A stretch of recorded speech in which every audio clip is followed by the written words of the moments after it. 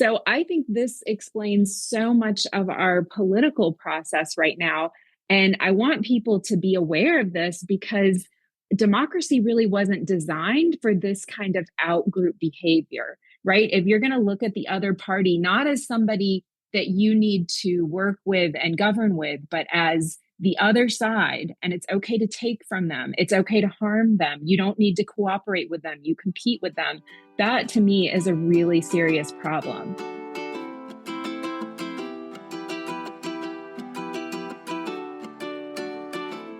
Welcome to Deep Dive with me, Sean C. Fettig. In an era dominated by extremes, Trumpism pulling the Republican Party to the far right and a Democratic Party grappling with its identity, amid progressive and centrist tensions, many Americans feel politically homeless. Nearly half of all voters now identify as independents, reflecting widespread disillusionment with the two-party system. Yet, as polarization deepens, moderates and centrists seem to be vanishing from the political stage, squeezed out by gerrymandering, primary battles, the dominance of ideological extremes, and frankly, just disgust with the whole process. In this Trump era, we are experiencing an asymmetric increase in extreme political attitudes among both elites and citizens, along with the rise of the alt-right movement. Political polarization in the United States has reached unprecedented levels, with the gap between Democrats and Republicans widening dramatically in recent years. According to a 2023 Pew Research study, only 38% of Americans have a positive view of the Republican Party, which is down from 66% in 1994. And the Democrats fare pretty much just as poorly, with 39% of Americans having a positive view of the party. Meanwhile, surveys show that moderates remain a significant portion of the electorate. 35% of Americans identify as moderate, compared to 36% conservative and 26% liberal. These moderate voters often hold nuanced views that defy partisan binaries, making them pivotal in tight elections. My guest today is Dr. Lura Forcum. She's a consumer psychologist and former marketing professor, and currently the president of the Independent Center, which focuses on researching the values and priorities of independent voters. Dr. Forcum's research suggests that moderate and centrist voters tend to lean left on social issues and right on economic matters. By amplifying the voice of these moderate voters, Dr. Forcum and the Independent Center aim to turn down the temperature on heated political debates and promote more thoughtful, nuanced discussions about policy issues. Their work highlights that many Americans share common ground on various issues, despite the perception of deep divisions perpetuated by partisan rhetoric. But who are these centrist voters? What issues resonate with them, and can they still shape policy in a polarized nation? We discuss this, and also whether there's hope for bridging America's political divide, and what it might take to appeal to this elusive middle ground. Could a new centrist movement emerge to challenge the status quo? Or are we too far gone already? All right, if you like this episode or any episode, please give it a like, share, and follow on your favorite podcast platform, and or subscribe to the podcast on YouTube. And as always, if you have any thoughts, questions, or comments, please feel free to email me at deepdivewithsean@gmail.com. Let's do a deep dive.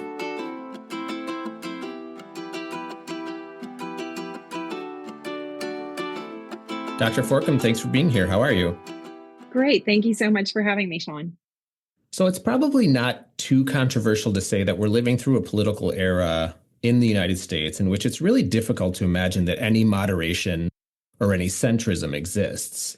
You know, while centrism made up the backbone of American politics for decades, it really feels as if extremism on both the left and the right, but primarily on the right now, is ascendant. And in that world, it's really hard to imagine how we bring down the temperature, how we develop policies that are palatable to the majority of the population, and I guess, frankly, how we maintain some type of civic peace. And if you stretch that out, it feels like we're living through a very existential moment for the country. But the reality is that the populace, the voting public, is largely centrist. If we remove questions about party affiliation and ask about policy, we often do get clear majorities across the partisan aisle that agree on a lot of positions. So that suggests to me that there must be some I don't know, let's maybe call it a third way to do politics that might help us bridge the divide. And I know that this is some of the stuff that you study at the Independence Center, so I'm glad to have you here to talk about it. Yes, absolutely. I totally agree with you. There's more space in the center than we really think about or hear about in the media or from politicians. And I suppose, building off of that, that is what we hear from the media and from politicians. It does seem like we are an extremely divided country. And not just that we are Republicans and Democrats, because, in our modern political history, those are the two parties that we have to choose from. It feels like we are diametrically opposed to each other, that we can't live together. But centrism must still exist. I think the research that you do suggests that it does. So who is the political centrist in the United States, and what does he or she want? So the Independent Center where I work, we do quite a bit of polling and research and focus groups trying to understand people who are independents, who they may lean right or lean left, but they really say neither party is my home. And what we saw in the last election was they're really concerned about issues like affordability and inflation. Um, and I think those drove a number of voters in the last election. I have other research I've worked on that is specifically designed to get at this issue of what are the real groups of voters within the American electorate. So that was a research project called Beyond Polarization. And the reason we named it that, this is with my colleague, Erin Norman, the reason we named it that was because we feel like political labels like right and left, Republican and Democrat, actually obscure a lot of areas where even within the same party, people view policy differently, right? And where across party lines, there's surprising agreement. So I could go a little bit more deeply into that research, but the striking thing about that was, if you believe that the parties are made up of individuals who are just fundamentally different from each other in terms of their beliefs, their morals, their values, we expected we'd be able to find that empirically with data, and we didn't. Well, let's talk about a specific policy area, or I guess a basket of goods of policies, so we can maybe kind of ground this in something that seems real to people. Mm-hmm. So that has, when I say Project 2025, that should mean something to a lot of people in the United States, right? Mm-hmm. It's a basket of right-wing extremist policies that have been embraced. They were embraced by Donald Trump when he was running for office, and now seem to be embraced or at least embodied in some of the proposals that he's pushing, and that trickles down to the Republican Party.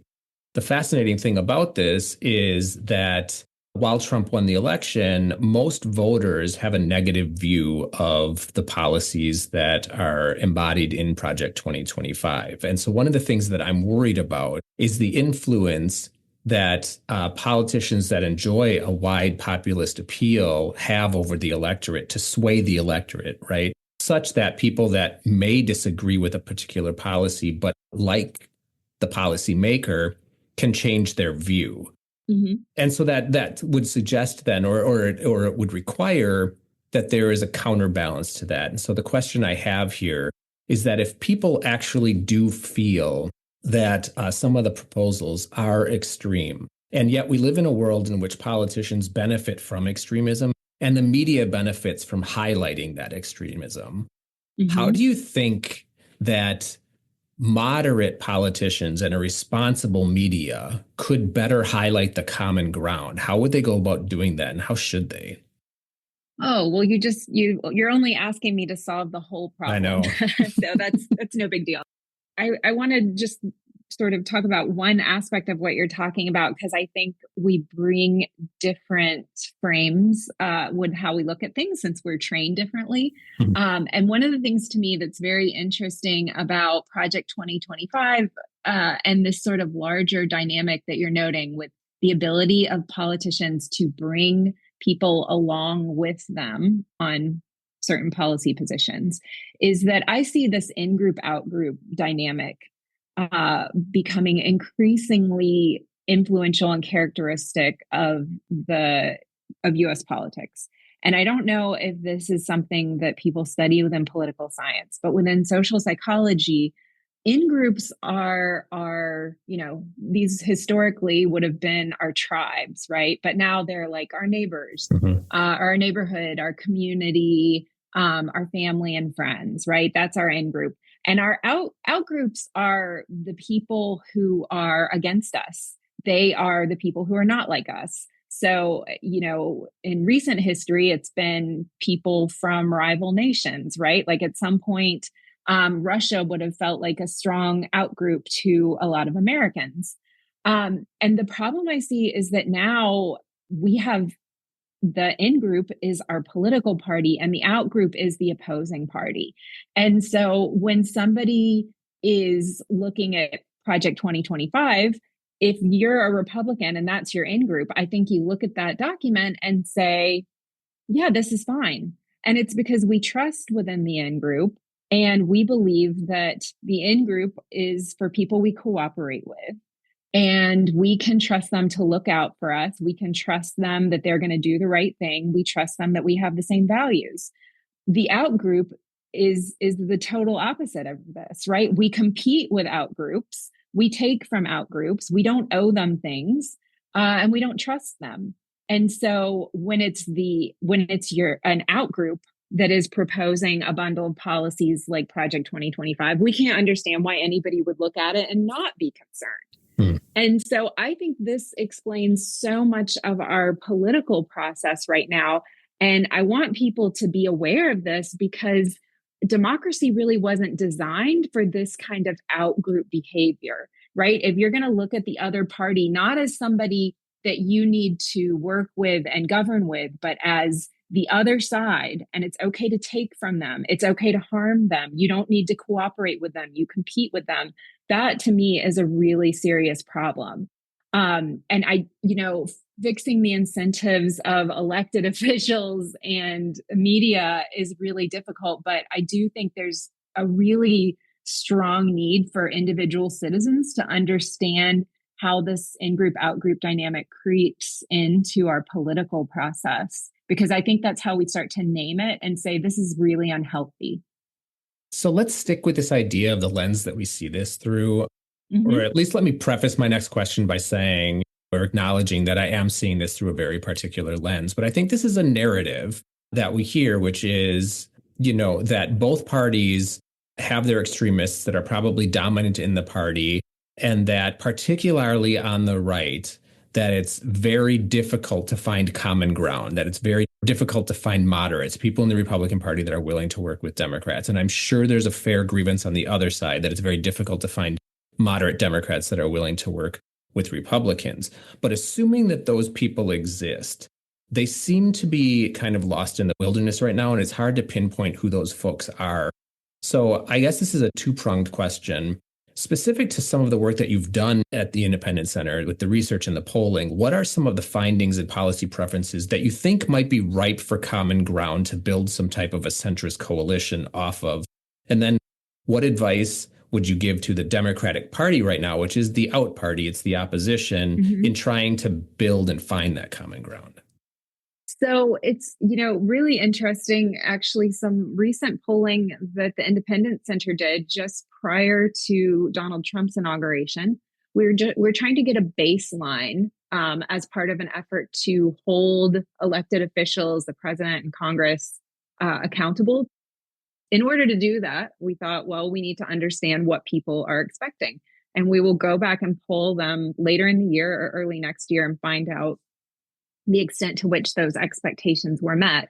But when we asked them about these kind of policy preferences, we saw across the board interest and support for fiscal responsibility and addressing the deficit. And so I think this is surprising because that's not something that people typically associate really strongly with the Democratic platform. But we find it. And so I think that we could do a lot more research to unpack what that means to people when they say it. I don't think that what they are currently seeing the Trump administration pursue necessarily comports with financial or fiscal responsibility in the deficit, right? So I don't think that Democrats are looking at this and saying, hey, this is what we had in mind. but that is one of the issues. And I think it could be done much better. And my advice would be on both the left and right, we need Congress to step in, retake the power of the purse.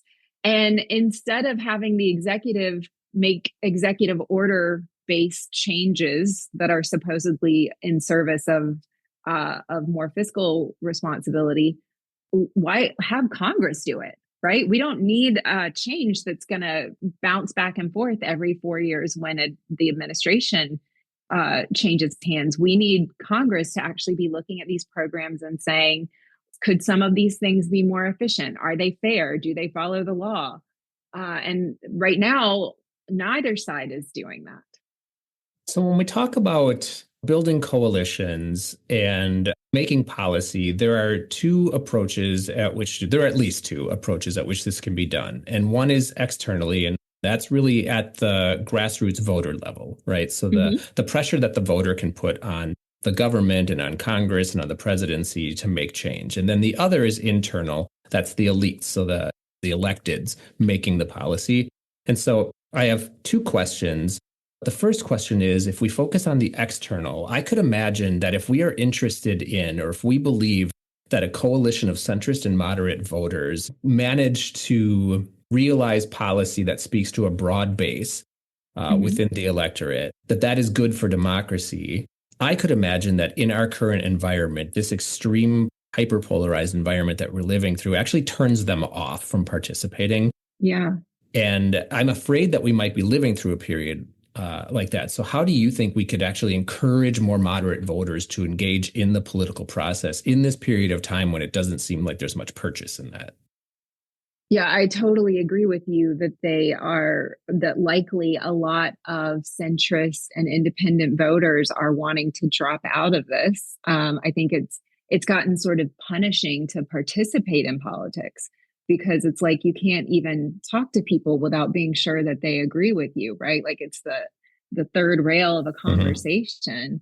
And so one of the things that the Independent Center is trying to do is sort of create this identity that says, hey, you might not feel like you are strongly a part of either one of these parties, but it's still, we want you to participate politically.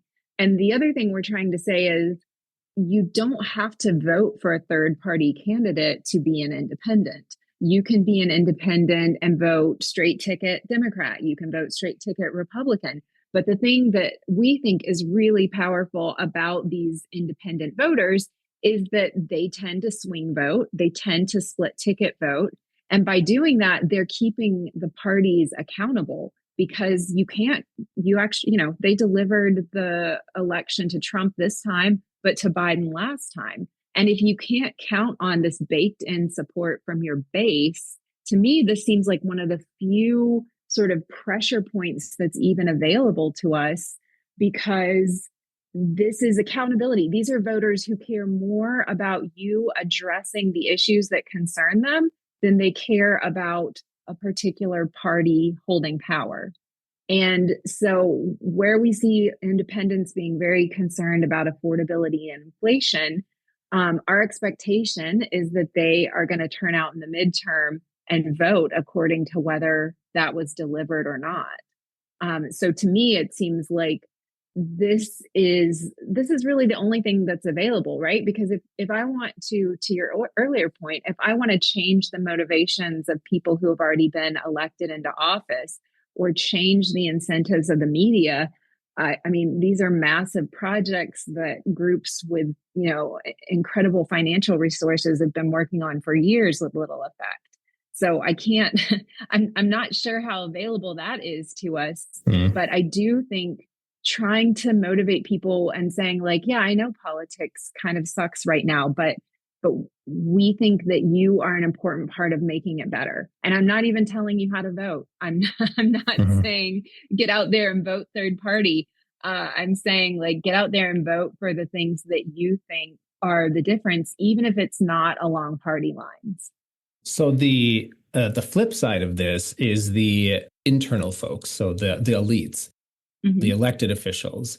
I think there's this general common knowledge or sense that moderates in the party have always played in both parties, the Republican and Democratic, had always played a very important role in, well, moderating policies that come out of the party, but also representing the country, even if they reside within one party or the other, by moderating, by embracing centrism. They're also embracing bipartisanship, which ostensibly means that ultimate policy is a balance and it's a negotiation that represents a wider swath of the population than just one party or the other could.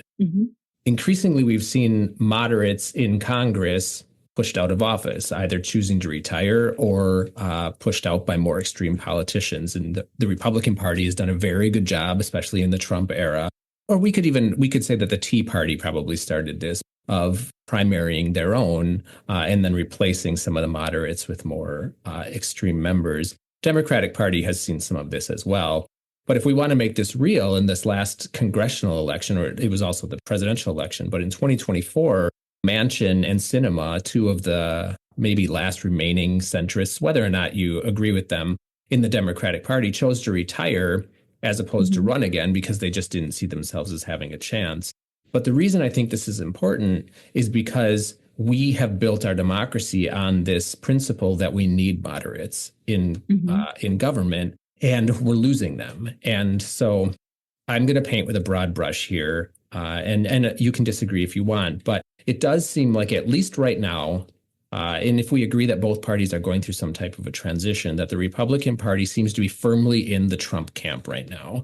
The Democratic Party is also evolving right now, but they're relatively quiet. And so I personally feel as if we can't really expect to see much out of the Republican Party right now in the way of moderation, and the Democrats haven't figured out how to do that yet. So the question I have is, how do you think that the Democrats, if we were to expect them to be the responsible party here to do that, how could they build an enduring coalition that attracts Trump voters in such a way that they could moderate future messaging that is appealing and I suppose builds the Democratic base and provides some type of a balance to the policy that's coming out of DC now? Yeah. So from the outside, it's very hard for me to see why they are sort of pursuing the line that I see them pursue, which is not to open their arms to disaffected Trump voters and say, hey, thank you for your support. Like, you're welcome here, right? Like what I hear Democrats say is, we don't want those voters. If you ever voted for Trump, you're a bad person and we don't want you. And I don't see how they can build a coalition as long as that is the message. I don't hear the same thing from Republicans, which I find really curious. For all their criticism of Democrats and the left, I don't ever hear them saying, we don't want your votes. If you ever voted for a Democrat, we don't want you. And so I'm very curious about what it is internally within the Democratic Party that it makes it so hard to say, I don't even think I would say took you a while, but at least you're here. But it seems like there should be a lot of potential responses to voters who no longer are aligned with the Trump message to come to a different party. And one of the things that's just really shocked me as sort of somebody who enjoys observing politics really, truly from an independent vantage, I don't have a team. I am a true independent. I am dissatisfied with both of them.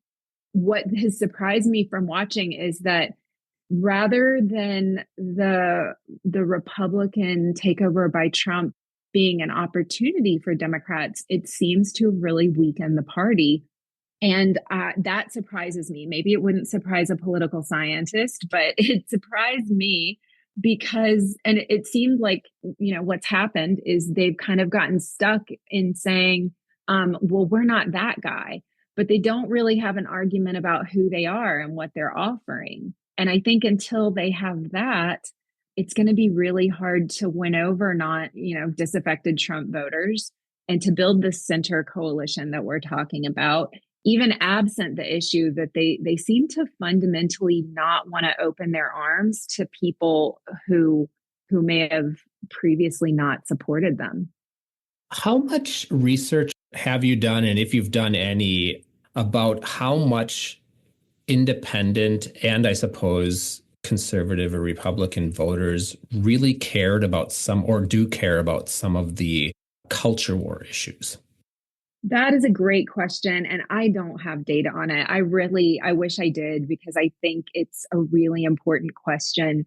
My personal read of the last election is that voters were giving Republicans in Congress and the White House a mandate that was about economics, right? Because Republicans were the only ones saying, hey, this wasn't great. It could be better, or a very strong version of that. And Democrats' message was, no, the economy is fine. Look at all these numbers, which is just not persuasive to voters, right? That's like saying, you feel financially stretched and we're saying you're wrong about your feelings. So I really think the mandate that they got was around affordability and inflation. I don't think it was one about social policy at all. But they certainly have interpreted it. It seems to me that Republicans have interpreted this as a mandate around social policy. But unfortunately, I don't have data that really can speak to that issue. So the reason I ask is because I think this might touch on part of the reason that Democrats are really struggling with reaching out to Trump voters right now. Mm-hmm. I think there's a schism within the Democratic Party wherein, we all place, if policy preferences are a basket of goods, we have some that are more important to us than others. And I think there is a large segment of the Democratic Party that identifies like human rights or civil rights issues as being prime, right? That Mm-hmm. it kind of that people have to clear that bar before they'll have a conversation about anything else related to policy. And that if people don't clear that bar, then it is, not to pick on Hillary Clinton here, but it is somewhat deplorable, right? And I think Mm-hmm. there is this contingent in the Democratic Party that is really struggling with this idea that Trump voters could embrace Trump for the economic policy per se, while also disagreeing with his culture war positions. Mm-hmm. Like that Trump didn't clear that bar, the culture war bar. And so therefore he shouldn't, nobody should support him Right. at all. And so therefore, I think Democrats are just struggling with seeing, I suppose, the humanity in Trump voters, not necessarily Mm-hmm. Republican, but in Trump voters. And I think that's going to be a very difficult hurdle in the future. Yeah. No, I definitely understand that. But I also want to kind of highlight that this is also really typical of outgroup thinking, right? Mm. Which is to look at an outgroup and paint them with a very broad and negative brush. So, one interpretation that you could make about Republican voters is, yeah, they care about their pocketbook more than the well being of these groups that Democrats were vocally, advocating to protect. Mm. But you could make a different attribution, right? And if you know and talk to Republicans, that's one thing that I suspect would make you make a different attribution, because you might talk to Republicans who say things like, you know, I I support these things, but I got to feed my family, right? Or I support these things, but I don't think that the way the Democrats are talking about them is a reasonable conversation, Mm. right? So like you could imagine different ways to kind of attribute viewpoints to voters who disagree with you. And to me, it's sort of like I see democracy as being more effective when we're willing to entertain the possibility that people disagree with us for reasons that aren't really about character, right? That they could have good and decent reasons for making the decisions that they did. And I certainly have seen a lot of stuff on social media that is just like incredibly negative characterizations of Trump voters. And while on one hand, I understand that tendency, on the other hand, Republicans are doing the same thing to Democrats, right? And it's not creating an environment where we can govern effectively. And I think we need to stop, even though it's highly bonding to get together with members of your own in group and denigrate the out group.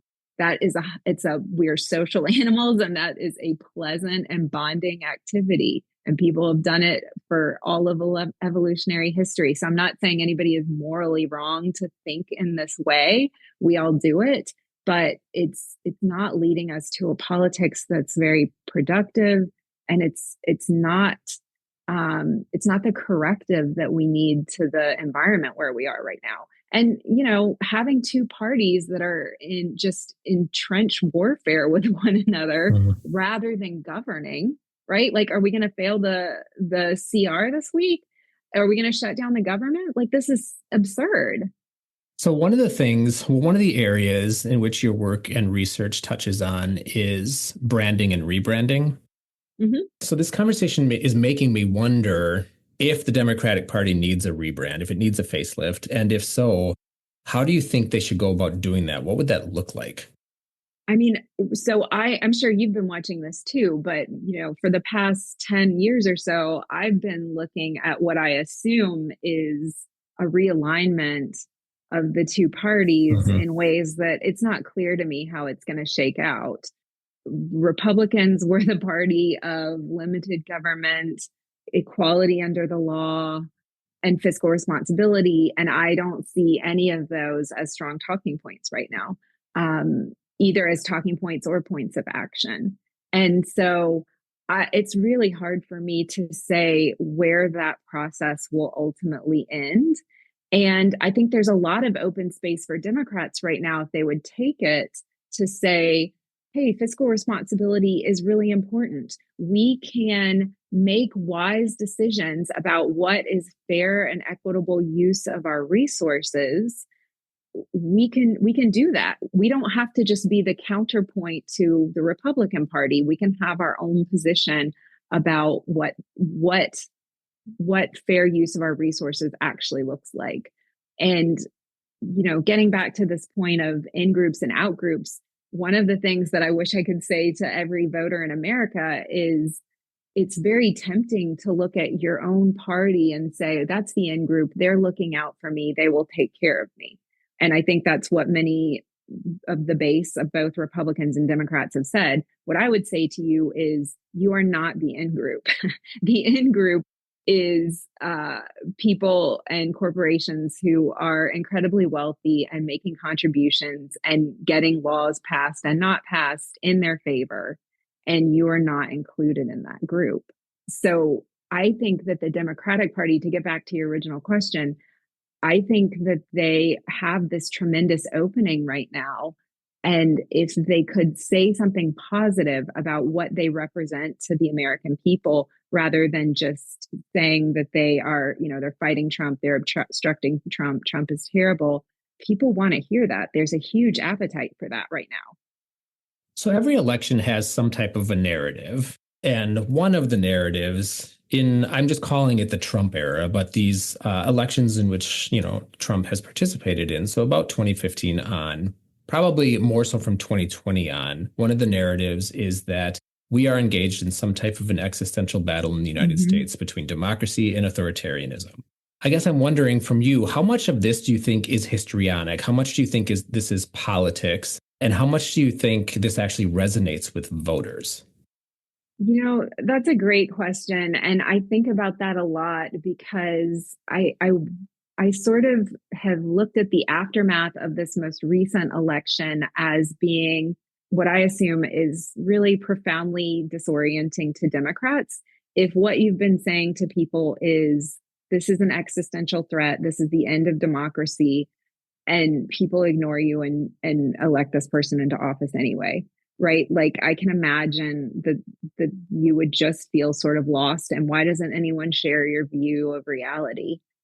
And so this is where I suspect, although I don't have evidence to support this, but I suspect that telling voters they're responsible for stopping the flow of authoritarianism and, putting an end to demagoguery and protecting democracy is just a little too much to ask of people to do at the ballot box. Mm-hmm. And I think they're going to have to offer a different message because at this point I suspect they seem to many voters like the little boy who cried wolf, where, you kept talking about awful stuff and it just hasn't materialized. And I'm not trying to downplay any of the negatives of the Trump administration. I think there are a number of things that are concerning and that I would like to see done differently, that I assume courts will step in to intervene, and that I would like to see Congress step in to address. But I suspect most voters would tell you this is not actually having an effect on my daily life. So in the green room, we were talking a little bit about where the centrist experiment, if we can call it that, might be working and where it isn't. And you had said that you feel like it's succeeding a bit more at the local and state level, and that actually where we're seeing some of the hair on fire is at the federal level. And so I guess I'm wondering if you could flesh that out a little bit more, like what you mean by that, and then drawing on the work that you do at the Independent Center, what strategies do you think or do you recommend that centrist voices, both on the, I suppose, that lean left and lean right, or just our pure centrist, pure independents, could be employing to build this type of a coalition? And I'm just going to say maybe bring us back to some type of sanity. So, yeah, what we were talking about earlier is something that I've noticed quite a bit in my community and state, and maybe you have too, which is that, within my town, especially, right, within my county, we have certain needs that you just can't argue about, right? Like the trash has to get picked up, kids have to be able to attend school, we have to pave roads, we have to hold elections. And that sort of forces us to work together and solve our local issues and business in a way that you don't see at the federal government level, right? So Congress has not as much to do with our daily lives. There's commerce, there's national defense, and those are certainly big and important issues. But it's not the same thing as if my kid can't go to school, I am in major trouble because that's my childcare. And also, I'd like for my kids to be able to read. And so it's like by forcing us to remain connected and cooperating with one another, it almost subsumes this political red blue divide, left right divide back into one in-group, right? Where we're all residents of this town and we have overriding concerns and we have to figure out how to work together. And of course, in the federal level, it's very easy for it just to be a spectator sport. And I think that is the difference that we're seeing. I also think people are very tempted to feel like they're participating in politics by watching this spectacle and talking about it with each other. Mm-hmm. But that's not actually political engagement. It's kind of getting us all angry and combative with each other in a way that's not even productive. And you can certainly fundraise and get a lot of clicks and reshares and donations from people who are outraged with the other side. But what you can't do is solve the business of the country. And this is like the really big problem that I see, that where I think, maybe people would feel better if they did focus more on their state and local government, and let's kind of take some of the energy and heat away from the national issues. So the state of play right now, if we were to look at the game board here, our economy is shaky right now. I'm not sure where that's going to go. The two parties are at complete loggerheads, right? And we're staring down, as you mentioned, and actually by the time that this episode releases, we may be deep into a government shutdown, or it may have been avoided once again. We'll see. But that's kind of the state of play. And so to a lot of partisans, we are in an existential situation right now, right? And it does feel very dire. But I have a feeling that you are a bit more hopeful. So that's my question. Do you have faith that we weather this? I do, actually. I think that what happens when you have change that is too extreme or too drastic, right? You start to motivate people's behavior in ways you didn't anticipate. So when you're really far outside the lines, I think that's when you get a corrective. And it can come in lots of different forms, right? It might be a huge groundswell of Democratic support. It might be a huge groundswell of independents running for office and winning. But I don't think within our system, which has a lot of processes and structures and institutions baked into it precisely to moderate extremism, I don't think that we're going to be stuck with Republicans running amok and nothing that Democrats can do. I think that it might take us some time to sort out, but we're at the Independence Center, we're trying to look past these 4 years and say, there are constructive things that you can do. Don't just wring your hands. Don't just drop out of politics. It actually matters more than ever that even if you don't feel like a partisan, that you participate politically.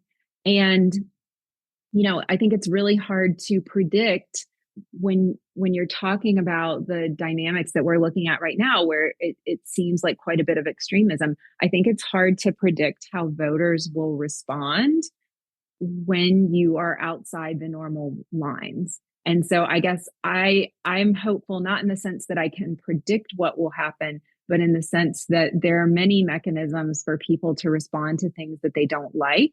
And I'm confident that we will see responses. It might just be difficult for us to predict what those are. I really hope that what we're going to see is people who look at this extreme polarization that we're in right now and just say, like, this doesn't feel good or healthy or productive to me. And I want to find a different way or a better way to participate in politics. It doesn't have to be like this. What are some projects that you are working on at the Independence Center right now? Yeah, so we are in a phase of trying to grow our audience because we want to be able to talk to and, more importantly, listen to independent voters to the largest extent that we can. So we have a weekly newsletter where we reach out to this community. We are regularly running things like focus groups or polls where we're just trying to understand what is important to you as a voter, regardless of your political stripe, and what are the issues that matter to you. That's really one of our core activities right now.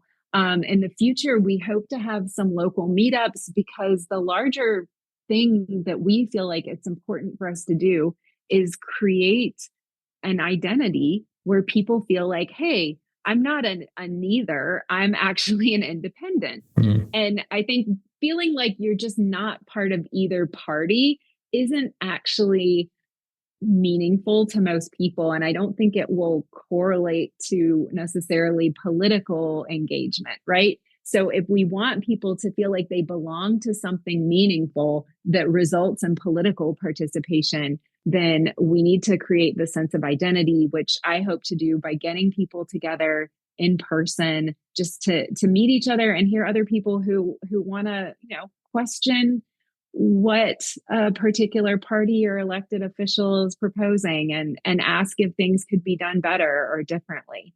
And so those are our big things that we're doing this year. We're a fairly new organization. We're just about a year old and we're very small. So we're very much in this building phase. All right. Final question. You ready for it? Mm-hmm. What's something interesting you've been reading, watching, listening to, or doing lately? And it doesn't have to be related to this topic, but it can be. Okay. I have tried to take up watercolor painting. Oh. This is totally unrelated to politics, except that maybe there's some parallels in that watercolor is not very cooperative and it doesn't behave the way I expect it to, much like voters. So I've got a book that I'm working through and I'm practicing, and sometimes it's like, wow, this is amazing, I could be an artist. And sometimes it's like, this is impossible and terrible. Why am I doing this with my spare time? But that's my new hobby. I'm like a month and a half into it, and it can be very relaxing, but I have a whole lot to learn. Don't you think a lot of artists probably are in that space? Well, I suppose some of the most self-reflective artists, right? They, some days they feel like this is great, and other days they feel like they're horrible. Yeah, absolutely. And I think too that, like, as a culture, we sort of massively underestimate how much practice goes into being an artist. I think that we assume that everybody must be a prodigy and they just picked up a brush, and it was magic. It was the Sistine Chapel. But this is making me appreciate just all of the practice and work that goes into all different kinds of arts. So it's been a good and a different way to use my brain, which I'm always looking for something, something to stretch how I normally think and do things. I think in a lot of ways we live in a zero-sum society, or a binary in some ways. It's an either or. And so one of those is you're either a scientist or you're an artist. Mm-hmm. And I've always wondered for the folks that kind of blur that line, if having their hands in both those areas makes it a little difficult sometimes to really find, your tribe. That's a great point. And actually, you're making me think of something that you referred to earlier that I didn't get to touch on. And that is that, when you are proposing, when you're able to tell a policy story or a political story that's really extreme, right? Like that is a zero sum story that you're telling. Mm-hmm. It's either close the borders or open them entirely. And in almost every case, policy conversations are so much more complex than that. It's so much more appealing to us, though, to hear a really simple story. And so I think that's why we like these binary accounts, right? With you're either a writer or you're a math person, right? You're an artist or you're not. And so I understand the appeal of these binaries that we're just see everywhere. But I also think our politics would be so much more effective and so much more humane if we could step away from the binaries. And that's what independents are doing. But, as individuals, we can do it too. You don't have to be one thing or the other. Dr. Forcum, thanks for taking the time. Thanks for the work that you're doing. I really appreciate it. Thank you so much for having me.